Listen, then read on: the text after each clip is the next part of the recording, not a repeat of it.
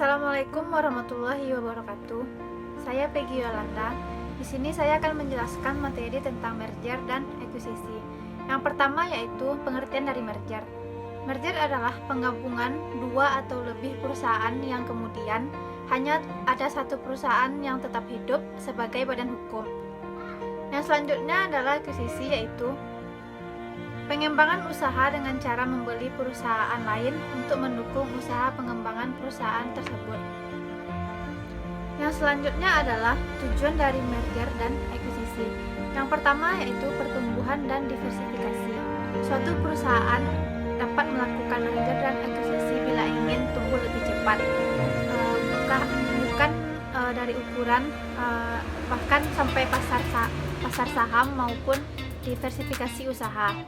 Yang kedua, meningkatkan dana. Kebutuhan dana suatu perusahaan dapat diperoleh dengan cara menggabungkan diri dengan perusahaan yang memiliki likuiditas yang tinggi. Yang ketiga yaitu menambah sinergi perusahaan. Merger dan akuisisi dilakukan untuk meningkatkan keuntungan nilai dari perusahaan tersebut. Dan yang keempat adalah memperluas pangsa pasar. Selain menambah sinergi, merger dan akuisisi juga dilakukan karena suatu perusahaan ingin memperluas pangsa pasar, karena perusahaan yang di merger dan akuisisi tersebut memiliki pangsa pasar yang jelas. Selanjutnya adalah jenis-jenis dari merger. Yang pertama, merger horizontal. Ini adalah proses merger yang menggabungkan dua perusahaan atau lebih di mana jenis usahanya masih sama. Yang kedua adalah merger vertikal. Ini adalah proses merger yang meleburkan beberapa perusahaan yang saling berhubungan, misalnya dalam alur produksi yang berurutan. Dan yang ketiga adalah konglomerat.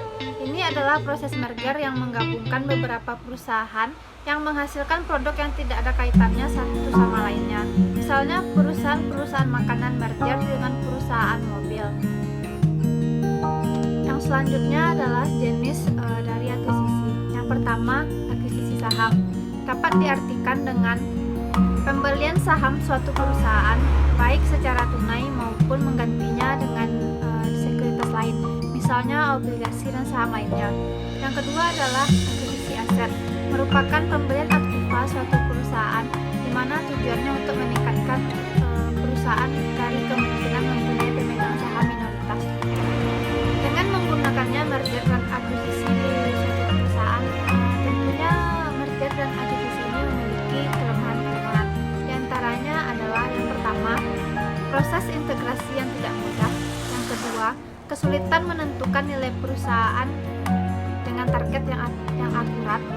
Yang ketiga, biaya konsultan yang mahal. Yang keempat, meningkatnya kompleks birokrasi. Dan yang kelima adalah biaya koordinasi yang mahal. Oke, baiklah teman-teman.